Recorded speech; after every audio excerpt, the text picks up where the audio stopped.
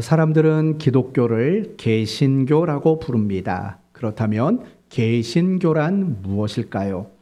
개신교란 중세 로마 카톨릭의 부패와 타락을 저항하고 성경적 개혁을 목표로 하는 교파를 개신교라고 부릅니다. 따라서 개신교의 목표는 분명합니다. 성경적으로 우리의 모든 것들을 끊임없이 개혁하겠다라는 것이 개신교의 목표가 되는 겁니다. 그래서 종교개혁자 존 칼빈은 이렇게 이야기를 했습니다. 개혁된 교회는 항상 개혁되어야 한다라고 말하는 거죠. 따라서 우리 개혁주의 교회와 우리 모든 그리스도인들은 항상 날마다 끊임없는 개혁, 다르게 말한다면 날마다 끊임없는 변화, 이것이야말로 우리의 신앙에 있어서 정말 중요한 목표라고 여기고 그 목표를 향해 애쓰는 우리 모두가 되어야 할 겁니다. 오늘 본문 역시 삭개오의 변화에 대해 삭개오의 인생 속에서 놀라운 개혁이 일어나는 장면을 소개하고 있습니다. 따라서 오늘 말씀을 통해서 저와 여러분 모두의 마음속에 나도 끊임없이 개혁하고 내 안에 끊임없는 변화가 일어나기를 소망하고 다짐하는 그런 시간이 되었으면 합니다. 이제 1절 말씀을 보시면 지금 예수님은 여리고로 들어 지나가시더라 라고 말합니다. 지금 예수님의 목적지는 예루살렘이었습니다. 그리고 그 예루살렘으로 가는 그 길목에 여리고라는 지역이 있었다라는 겁니다. 그런데 특별히 이 여리고 성 안에는 어떤 인물이 있었다고 소개를 하냐면 2절을 보시면 여러분이 잘 아시는 이름이 등장합니다. 누굽니까? 삭개오라는 이름이 등장을 합니다. 여러분 삭개오라는 이름의 뜻은요 굉장히 아름다워요. 그 이름의 뜻이 뭐냐면 순결하다, 흠이 없다라는 그런 아름다운 이름의 뜻을 가지고 있습니다. 그러나 중요한 것은 이 삭개오는 순결하다, 흠이 없다, 죄가 없다, 정결하다 이런 식의 아름다운 이름을 가지고 있었지만 실상은 삭개오는 이름값을 못하는 사람이었어요. 그의 이름과 전혀 걸맞지 않는 삶을 살았던 사람이 바로 삭개오입니다. 그걸 무엇을 보면 알 수 있냐면 그의 직업이 뭐라고 소개합니까? 세리장이라고 소개를 해요. 세리였고 그 세리의 우두머리의 역할을 맡았던 사람이 바로 삭개오라는 사람이었다라는 거예요. 따라서 세리장이었기 때문에 그의 이름에 걸맞는 삶을 살지 못했던 것은 너무나도 분명합니다. 이 부분을 여러분에게 조금 더 설명을 드리면 이와 같습니다. 당시 여리고는요, 요단 동편에서 유대 땅으로 가기 위한 교통의 요충지였어요. 그래서 지금 오늘 본문도 예수님이 예루살렘으로 가시는 그 길을 위해서 반드시 여리고를 통과하고 있지 않습니까? 물론 다른 길이 없냐라고 묻는다면 그건 아니에요. 하지만 요단 동편에서 예루살렘으로 가는 가장 좋은 길이 바로 이 여리고라는 곳이죠. 그래서 이스라엘 백성들이 요단강을 건너고 가나안 땅에 들어갈 때 이 치루었던 첫 번째 전쟁은 어디와의 전쟁이었죠? 바로 여리고 사람들과의 전쟁이었다는 것을 보면 알 수 있어요. 이렇듯이 여리고는요 유대 땅으로 가는 가장 좋은 길목이었던 거예요. 따라서 이 여리고 성에는 누가 많았냐면 유대 땅에 물건을 가지고 가서 팔 장사꾼들이 이 여리고 성을 왕래를 굉장히 많이 해요. 뿐만 아니라 여리고 동편이든 여리고 서편이든 이곳을 오가는 사람들이 많이 방문하는 곳이 바로 여리고라는 곳이죠. 따라서 이곳에는 누가 많았냐면 세리들이 굉장히 많았어요. 예를 들면 이런 거죠. 물품을 통관하는 물품 통관세를 받거나 사람들의 통행료를 받는 그런 세리들이 그곳에는 굉장히 많았다라는 거예요. 그러나 그 당시 세리라는 사람들에 대한 이미지는 굉장히 나빴어요. 예를 들면 그 당시 세리는 혐오와 경멸의 대상이었어요. 그 이유는 뭘까요? 그들은 로마로부터 고용된 사람들이었기 때문에 그래요. 그들은 동족에게 세금을 거두어다가 로마라는 원수의 나라에 갖다 바친 사람들이기 때문에 그래요. 그들은 로마의 하수인들이에요. 이 세리와 가장 이미지가 비슷한 사람을 말하란다면 우리 일제 강점기 때 나라를 팔아먹었던 매국노들이 있지 않습니까? 그런 이미지와 가장 흡사한 사람들이 바로 이 세리라는 사람들이에요. 그들은 혐오와 경멸의 대상이었어요. 뿐만 아니라 그들은 죄인의 대명사이기도 했어요.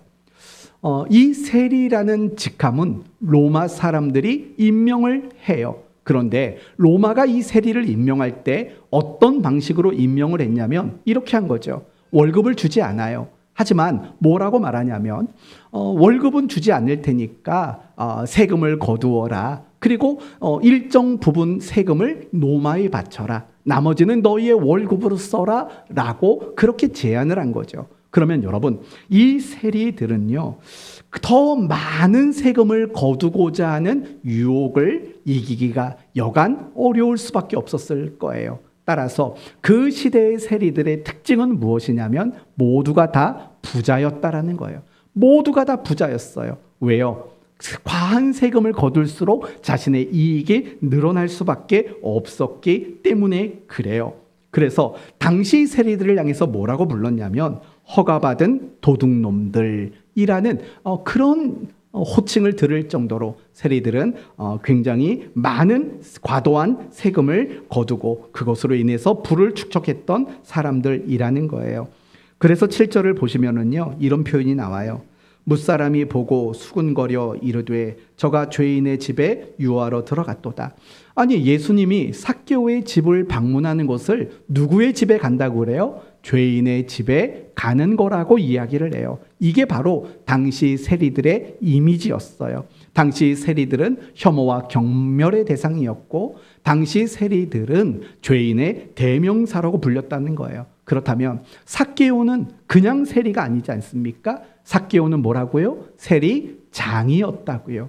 그는 보통 세리들보다도 더 많은 부를 가지고 있었을 거예요. 굉장한 부자였을 거예요. 뿐만 아니라 삭개오는 보통 세리들보다도 더 많은 비난과 더 많은 악평을 들을 수밖에 없었을 거예요.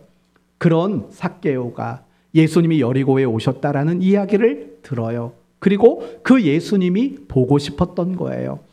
그러나 단지 호기심으로 보고 싶은 게 아니에요. 굉장히 진지한 마음으로 그 예수님을 만나보고 싶었던 거예요. 그래서 키가 작았던 삭개오는 자신의 그 컴플렉스를 극복하기 위해서 어디까지 올라갑니까?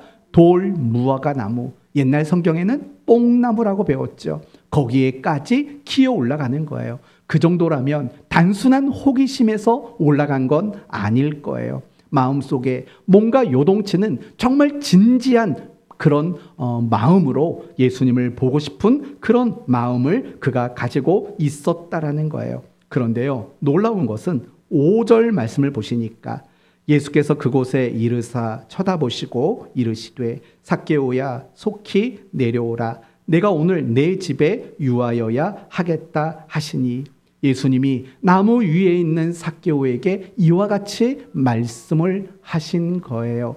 그럼 여러분, 예수님이 이렇게 말씀을 하셨는데 그 이야기를 들은 삭개오의 마음은 어떠했겠습니까? 한번 생각을 해봐요. 삭개오의 마음은 어떠했을까요? 이랬죠. 너무 기뻤고 너무 놀랍고 너무 감격스러웠을 거예요. 이유가 뭘까요? 예수님이 내 이름을 알아요. 한 번도 만나본 적이 없고 들려주지 않았는데 예수님이 자신의 이름을 알고 있다라는 거. 그리고 예수님이 자기 집에 오겠다고 말씀하시는 거. 그 이야기만으로도 삭개오는 굉장히 기쁘고 굉장히 감격할 수밖에 없었다라는 거예요. 그래서 삭개오는 나무에서 내려와서 예수님께 이렇게 말씀하시지요. 8절 말씀을 보시면 삭개오가 서서 주께 여짜오되 주여 보시옵소서 내 소유의 절반을 가난한 자들에게 주겠사오며 만일 누구의 것을 속여 빼앗은 일이 있으면 내 갑절이나 갚겠나이다. 삭개오는 이렇게 이야기를 해요. 그러자 예수님은 이렇게 말을 하지요. 예수께서 이르시되 오늘 구원이 이 집에 이르렀으니 이 사람도 아브라함의 자손이미로다 라고 말을 해요. 이게 오늘 본문의 내용이에요. 그러면 본문의 내용은 사실 여러분이 모르지 않았을 거예요. 오늘 이 본문이 우리에게 말하려고 하는 정말 메시지는 뭔가를 한번 고민해 보세요. 과연 오늘 이 본문 삭개오의 이야기가 우리에게 지금 무엇을 말하고 있다고 여러분 생각하십니까? 과연 그 메시지는 무엇일까요? 바로 이런 걸 거예요. 구원은 하나님의 전적인 은혜이다 라는 걸 말하고 있는 본문이에요. 그 이야기는 결국은 10절 말씀에 나오죠. 9절에도 나오죠. 예수께서 이르시되 오늘 구원이 라는 말이 나왔고 또 10절에도 인자가 온 것은 잃어버린 자를 찾아 구원하려 함이니라 라고 말을 해요. 이 삭개오의 이야기의 가장 중요한 핵심은 바로 구원의 문제를 말하고자 한다라는 거예요. 그리고 그 구원에 대해서는 이렇게 말하는 거죠. 구원은 하나님의 전적인 은혜다라고 그렇게 말하고 있는 거예요. 그럼 이 부분을 여러분이 이해하시려면 누가복음 18장의 말씀을 보셔야 돼요. 특별히 누가복음 18장 18절 이하의 말씀을 여러분이 살펴보시면 좋을 것 같아요. 18절 말씀을 보겠습니다. 어떤 관리가 물어 이르되 선한 선생님이여 내가 무엇을 하여야 영생을 얻으리이까 이렇게 말을 해요. 여기서 어떤 관리라는 건 다른 복음서에서는 부자 청년이다라고 묘사가 돼요. 이 부자 청년이 예수님께 나와서 질문한 건 그거예요. 어떻게 하면 영생을 얻습니까? 라는 질문이에요. 그때 예수님은 이렇게 말하죠. 계명이 뭐라고 말하더냐? 살인하지 말라, 간음하지 말라, 도둑질하지 말라 이렇게 말합니다. 그러면 그거 지켜라. 그랬더니 이 부자 청년이 뭐라고 말하냐면 다 지켰습니다 라고 말을 해요. 예수님은 거기에다가 그러나 너에게는 한 가지 부족한 게 있다라고 말을 해요. 그러면서 뭐라고 말을 하냐면 이렇게 말을 하죠. 너가 재산이 많은데 그 재산을 팔아서 가난한 자들에게 나누어 주어라 라고 이야기를 해요. 그 후에 나를 따라와라 라고 말을 해요. 그러나 이 부자 청년은요, 재산이 너무나 많았기 때문에 그러지를 못하고 그냥 그 자리에서 아무것도 못하고 근심만 하고 있었어요. 그때 주변에 있는 사람이 뭐라고 말을 하냐면 이렇게 말을 해요. 예수님이 먼저 이렇게 말씀하셨죠. 재물이 있는 자는 하나님의 나라에 들어가기가 얼마나 어려운지 낙타가 바늘귀로 들어가는 것이 부자가 하나님의 나라에 들어가는 것보다 쉬우니라 라고 말을 해요. 부자가 하나님 나라가 들어가는 게 뭐보다 어렵다고 말하냐면 낙타가 바늘 구멍으로 들어가는 것보다 더 어려운 일이다라고 이야기를 해요. 사실상 낙타가 바늘 구멍에 들어간다라는 거 그 자체는 불가능한 거예요. 근데 그 말은 뭐냐? 그럼 부자도 하나님 나라 못 들어간다라는 말로 들린 거예요. 이 말이 당시 사람들에게는 굉장히 이상한 말이에요. 왜냐하면 당시 유대인들의 사고방식은 뭐였냐면 부자라는 건 믿음이 좋다라는 것을 증명하는 거라고 여겼던 거예요. 왜냐하면 하나님이 복을 주신다고 약속했으니까 신명기 말씀을 보면 순종하면 하나님이 너희에게 쌓을 것이 없도록 복 주시겠다. 그렇게 말했기 때문에 부자가 되었다라는 건 이 사람은 순종의 사람이고 이 사람은 믿음의 사람이라는 걸 입증한다고 여긴 거예요. 그런데 부자가 천국에 가기가 낙타가 바늘구멍 들어가는 것보다 더 어려워라고 말하는 걸 듣고 사람들은 절망한 거예요.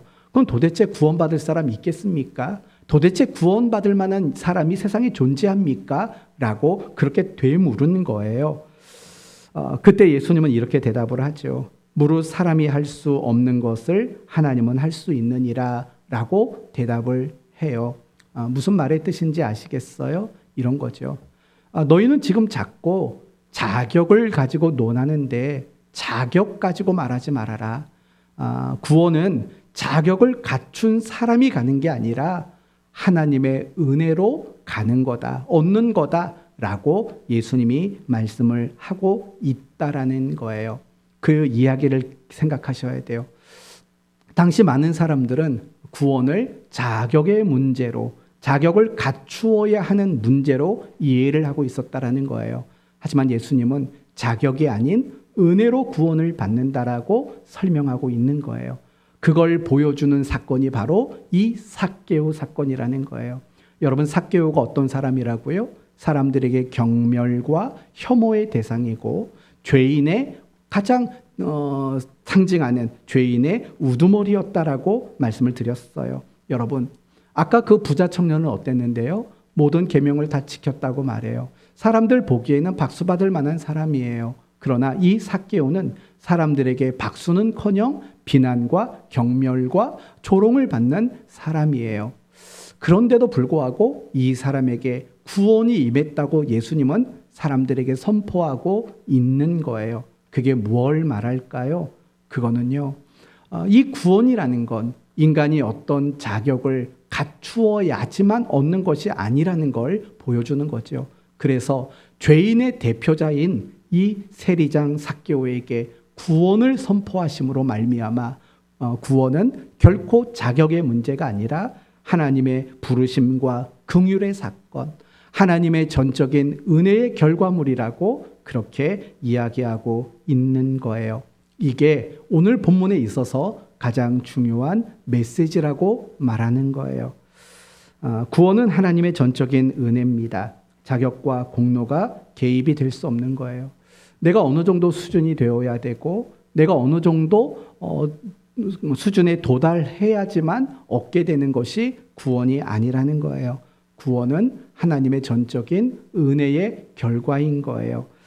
이 이야기를 정말 잘 보여주는 게 있다면 에베소서 2장 1절의 말씀일 거예요. 이런 말씀이 나와요. 그는 허물과 죄로 죽었던 너희를 살리셨도다 라고 말을 해요. 가장 중요한 단어는 죽었다라는 거예요. 허물과 죄로 죽었다. 그런데 죽었던 우리를 살렸대요. 무슨 말일까요? 여러분, 죽은 사람이 할 수 있는 건 아무것도 없다는 걸 아실 거예요. 죽은 사람은 아무것도 할 수 없어요. 뭐 어떤 노력이든 어떤 기준에 도달하는 것이든 죽은 사람은 아무것도 할 수가 없어요. 바로 그건 뭘 말하느냐? 우리가 구원을 얻는 일에 인간이 할 수 있는 일은 아무것도 없는 상태였다라는 말인 거예요. 그래서 우리는 어떻게 말을 해야 되나요? 내가 구원받은 것은 나의 자격이 개입될 수 없고 나의 자격을 논할 수 없는 문제라고 우리는 인정하라는 거예요. 그래서 에베소서 2장 9절에는 이런 말이 나와요. 행위에서 난 것이 아니니 이는 누구든지 자랑하지 못하게 함이라 라고 말해요. 행위에서 난 것이 아니래요. 무슨 말이죠? 어떤 자격에 근거한 게 아니라고 말하는 거예요. 에베소서 2장 5절에는 너희는 은혜로 구원을 받은 것이다 라고 말을 해요. 그리고 2장 8절에는 너희는 그의 은혜에 의하여 믿음으로 말미암아 구원받았으니 이것은 너희에게 난 것이 아니요 하나님의 선물이다 라고 말을 해요. 구원을 다 뭐라고 표현하나요? 은혜다, 선물이다 그렇게 표현하는 거죠. 그리고 여러분이 잘 아시는 계시록 7장 보면 14만 4천 명이 하나님과 어린 양을 향해 찬송을 부르는 장면이 나와요. 왜 찬송을 부를까요? 만약에 자신들이 구원받은 것이 자기의 노력과 자격에 근거한 것이었다면 찬송할 이유가 없는 거예요. 그러나 하나님을 찬송한다는 것, 그리고 구주이신 어린 양을 찬송한다는 것은 자신의 모든 구원이 그분에게서 말미암았다라는 신앙의 고백인 거죠. 사랑하는 성도 여러분, 구원은 자격의 문제가 아니라 은혜의 결과라는 사실을 잊지 말아야 되는 거예요. 여러분 모두는요, 낙타가 바늘길을 통과하는 것보다 더 어려운 구원의 문을 통과하신 분이세요. 여러분 어떻게 통과하셨어요? 뭘 노력을 하셨고 뭔가 자격을 기준을 갖추었기 때문일까요? 그렇지 않아요. 하나님의 정말 이유 모를 일방적인 은혜 때문에 우리는 구원에 도달한 사람이 된 거예요. 그 사실을 믿고 우리는 날마다 감사할 수 있는 우리가 되었으면 합니다. 그런데 우리가 구원을 이렇게 얻고 감사한다. 그게 전부가 되지는 않아요. 더 중요한 건 8절이에요. 오늘 본문 8절 말씀을 같이 한번 읽어보도록 하겠습니다. 삭개오가 서서 주께 여짜오되 주여 보시옵소서 내 소유의 절반을 가난한 자들에게 주겠사오며 만일 누구의 것을 속여 빼앗은 일이 있으면 내 갑절이나 갚겠나이다. 여러분, 삭개오가 지금 뭐라고 말하는지 한번 잘 생각해 보세요. 내 소유의 절반을 가난한 자들에게 주겠대요. 뿐만 아니라 내가 누군가에게 속여서 빼앗은 것이 있다면, 여기서 속여서 빼앗았다라는 건 그거죠. 통행료 또는 물품의 관세, 이런 걸 터무니없이 말도 안 되게 받아낸 게 있다면 몇 배로 갚겠다고 말을 합니까? 4배로 갚겠대요. 사실은 율법에 이것과 관련된 조항이 있어요. 뭐냐? 내가 누군가를 속여서 부당한 이익을 취하면 원금의 5분의 1을 더해서 갚아라 라는 법이 있어요. 원금의 5분의 1이에요. 예를 들면 100만 원을 부당하게 빼앗았으면 그 사람에게 얼마를 갚으면 될까요? 5분의 1을 더하면 되는 거니까 120만 원을 주면 되는 거예요. 그럼 삭개오는 지금 뭐라고 말하냐면, 내가 누군가에게 100만 원의 부당한 이익을 취했으면 그 원금의 몇 배를 갚겠대요? 4배를 갚겠대요. 400만 원으로 갚겠다라는 거예요. 율법은 5분의 1이지만 지금 삭개오는 4배로 갚겠다고 이야기하고 있는 거예요. 여러분, 삭개오는 물질에 굉장히 욕심이 많았던 사람이에요. 돈 욕심 많았던 사람이라고요. 그렇죠? 그가 그러니까 부자가 된 거겠지요. 그런데 그랬던 사람이 이제 어떻게 하고 있는 줄 아십니까? 자신의 재산의 절반을 가난한 사람들에게 주고 내가 속여 빼앗은 것은 4배로 다 일일이 갚아주겠대요. 그런데 여러분, 이 원문을 보면 더 놀라운 게 있어요. 삭개오가 이 말을 할 때 이미 자신의 직원들에게, 자기의 부하들에게 그걸 지시를 내렸다라는 거예요. 이미 그렇게 지시를 내렸어요. 그리고 예수님께 고백을 하고 있는 장면이라는 거예요. 여러분, 여기서 우리가 봐야 되는 건 이거예요. 삭개오는 구원받은 것이 기쁘고 즐거웠지요. 그러나 삭개오는 내가 구원받은 것이 은혜고 그래서 기쁘고 즐거운 것으로 끝나지를 않았다라는 거예요. 어떻게 됐을까요? 자신의 삶에 변화를 만들어냈다라는 사실을 우리는 주목할 줄 알아야 되는 거예요. 하나님은요, 이 삭개오를 우리에게 소개하는 이유는 이런 거예요. 우리 모두에게도 사실은 이런 변화가 일어나야 되는 거예요. 은혜로 구원을 선물로 받은 우리 모두에게 하나님은 그걸 요구하신다는 거예요. 날마다, 그리고 끊임없는 변화, 그걸 하나님은 우리에게 요구하고 있다라는 거예요. 그래서 성경을 보면 이렇게 말을 하고 있죠. 고린도후서 5장 17절, 여러분이 잘 아시는 대로 그런즉 누구든지 그리스도 안에 있으면 새로운 피조물이라 이전 것은 지나갔으니 보라 새 것이 되었도다 라고 말하는 거예요. 이제 새 것이 됐대요. 이 말은 뭐죠? 이미 우리는 뭐가 우리 안에 일어났다라는 거예요? 변화가 우리 안에 일어났다라는 거예요. 그러면서 에베소서 4장에는 이런 말이 나와요. 너희는 유혹의 욕심을 따라 썩어져가는 구습을 쫓는 옛사람을 벗어버리고 오직 심령으로 새롭게 되어 하나님을 따라 의와 진리와 거룩함으로 지으심을 받은 새 사람을 입어라. 새 사람을 입으래요. 이것도 역시 우리 모두에게 변화를 요구하고 있다는 거죠. 로마서 12장에도 마찬가지 말씀이 나와요. 너희는 이 세대를 본받지 말고 오직 마음을 새롭게 함으로 변화를 받아 하나님의 선하시고 기뻐하시고 온전하신 뜻이 무엇인지 분별해라. 오직 마음을 새롭게 함으로 변화를 받아 라고 말을 하는 거예요. 이 모든 것들이 다 뭐냐? 우리에게 하나님은 변화를 원하신다라는 거예요. 그렇다면 이제 여기서 우리는 더 깊게 생각해 봐야 돼요. 하나님은 도대체 우리에게 왜 변화를 요구하실까 생각해 보셨으면 좋겠어요. 근데 먼저 여러분이 한번 생각해 봤으면 좋겠어요. 하나님이 여러분 한 사람 한 사람에게 변화를 요구하고 있다라는 거, 그건 인지하고 계시나요? 정말 하나님이 우리 모두에게 변화를 원하신다는 거 여러분은 늘 생각하고 살아가시는지 먼저 생각해 볼 필요가 있어요. 그건 잠시 후에 다시 한번 말씀을 드리겠지만 사실은 신앙생활에 있어서 제일 중요한 핵심은 변화를 빼면 말할 수가 없어요. 제가 지난 부활주일에 여러분에게 그렇게 말했어요. 부활이란 뭡니까? 부활은 죽었다가 살아나는 게 부활이 아닙니다 라고 말을 했어요. 그럼 부활은 뭐죠? 부활은 변화가 본질인 사건이 바로 부활이에요. 우리가 구원을 어떻게 받았어요? 예수님의 죽으심과 예수님의 부활하심으로 구원을 받았어요. 따라서 우리의 신앙에 있어서 정말 중요한 것은 변화가 본질이 되는 것, 그것이 신앙생활에 정말 중요하기 때문에 그래요. 그래서 하나님은 우리에게 변화를 원하고 있는 거겠죠. 여러분에게 이 부분을 세 가지로 말씀을 드릴게요. 하나님은 왜 우리에게 변화를 원하시는가? 첫 번째, 변화되는 건 당연하기 때문에 그래요. 왜 당연할까요? 우리의 신분이 바뀌었기 때문에 그래요. 우리가 전에는 죄의 종이었어요. 그러나 이제는 하나님의 자녀라는 신분으로 우리는 바뀌었어요. 그래서 주기도문에서도 너희는 이렇게 기도하라. 하늘에 계신 우리 아버지여 라고 말하는 것을 여러분 아실 거예요. 그리고 로마서 말씀에서도 너희는 다시 무서워하는 종의 영을 받지 아니하고 양자의 영을 받았다라고 말하고 있어요. 그러니까 이 모든 것들이 다 신분의 변화를 말하는 거죠. 따라서 우리 모두는 신분이 바뀐 자로서 그 신분에 걸맞는 변화가 일어나는 것은 너무나도 당연한 거예요. 우리나라 대통령이 되기 전의 모습과 대통령이 된 다음의 모습은, 삶은 천지 차이일 거라고요.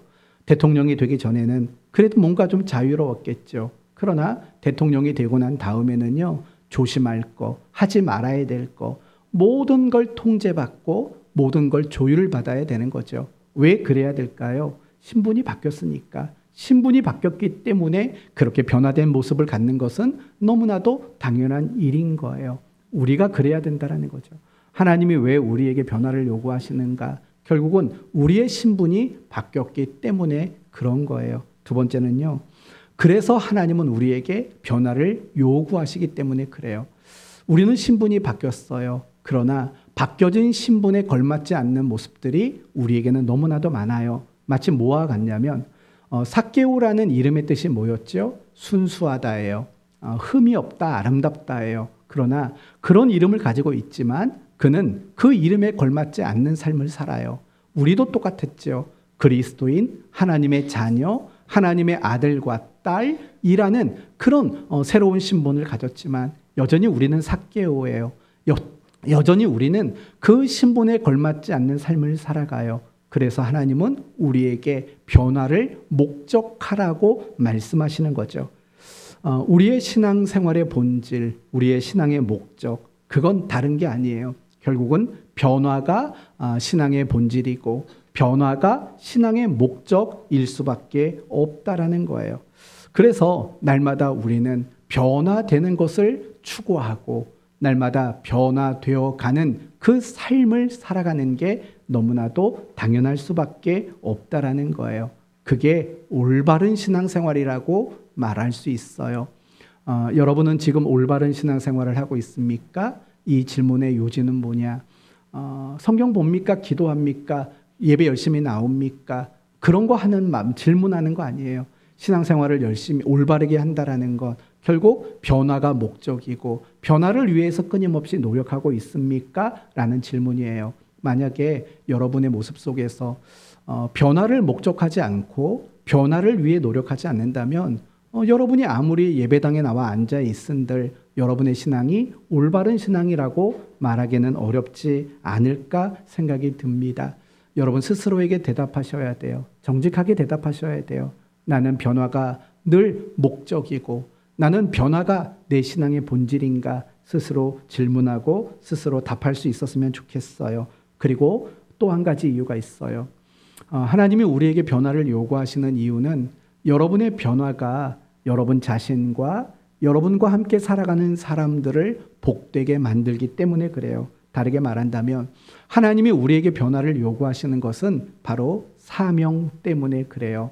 구약식대로 표현한다면 너희는 제사장 나라요 복의 근원이 되라 라는 이러한 사명이 구원받은 사람들에게 주어졌거든요. 그런데 이 사명을 감당하려면 필요한 것은 우리가 끊임없이 변화되어 가는 일들이 우리에게 필요하기 때문에 그래요.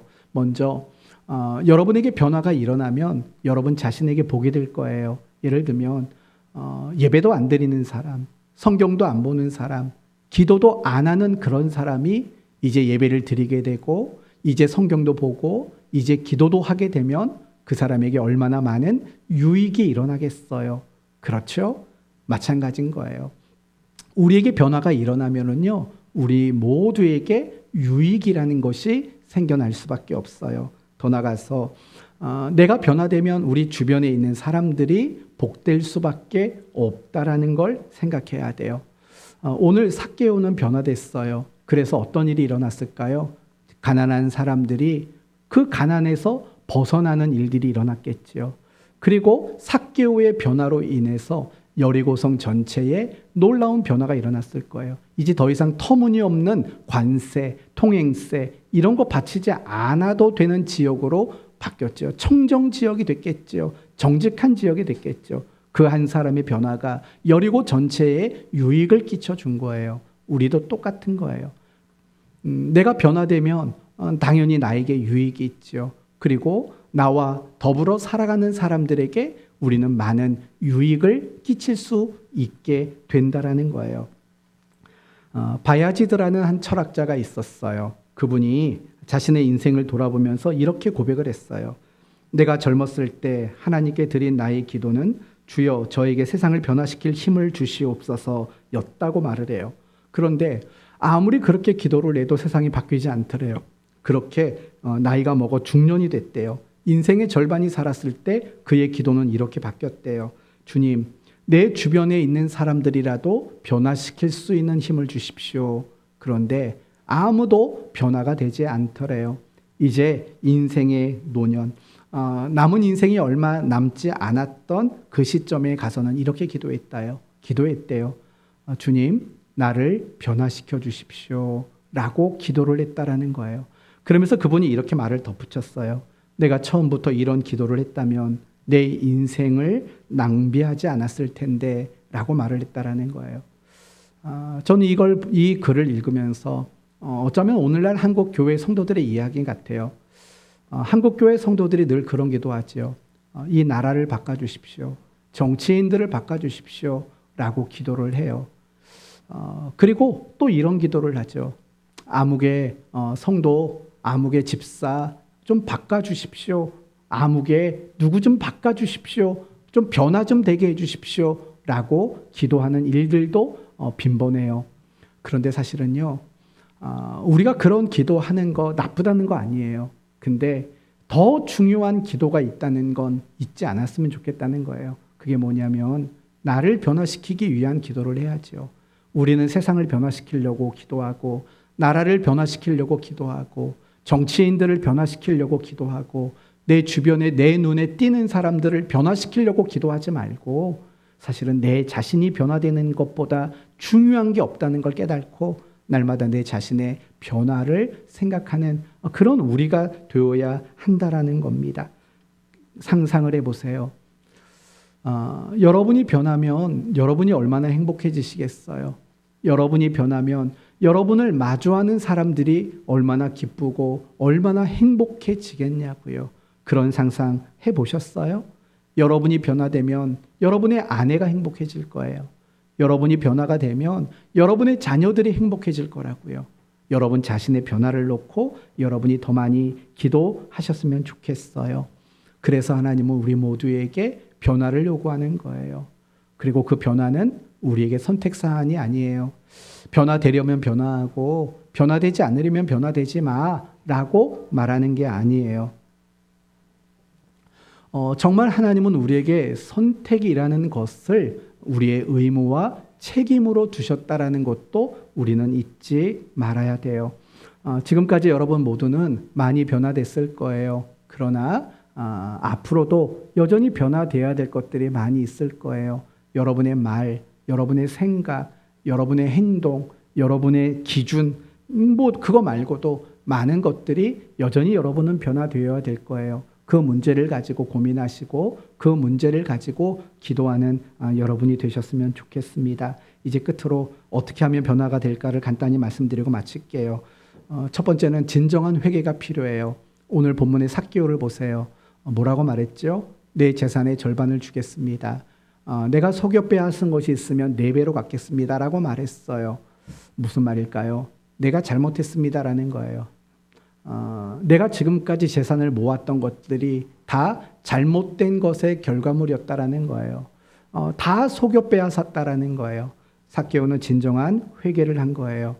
그런 진정한 회개 없이는 아무런 변화도 일어나지 않아요.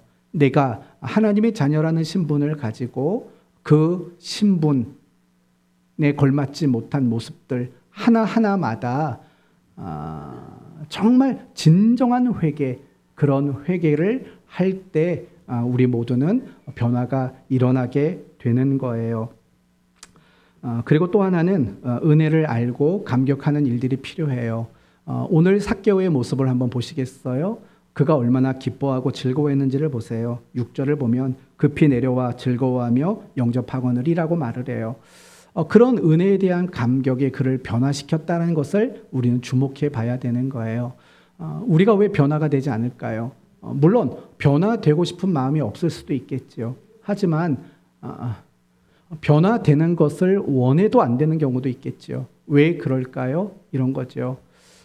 정말 내가 은혜 안에 감격하지 못하니까 변화될 만한 마음들이 생겨나지를 않은 거예요.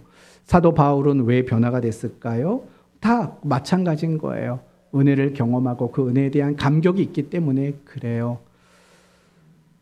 그리고 끝으로 하나님의 도우심을 구하는 여러분이 되셨으면 좋겠어요. 왜냐? 변화는 내 힘으로 되지 않으니까. 하나님이 우리에게 변화를 요구하는 것으로 끝나지 않아요. 우리와 함께 하시고 우리의 변화를 계획하시고 우리의 변화를 진행하시는 분이세요. 그래서 이런 모습들로 여러분 모두가 변화되기를 바라요. 말씀을 마치겠습니다. 우리의 신앙의 목표는 변화입니다. 선택사항이 아니고 여러분 모두가 감당해야 될 사명이고 책임입니다. 이 변화를 위해서 나름대로 노력해서 삭개오처럼 변화되는 인생 살아가는 여러분 되시기를 축원합니다.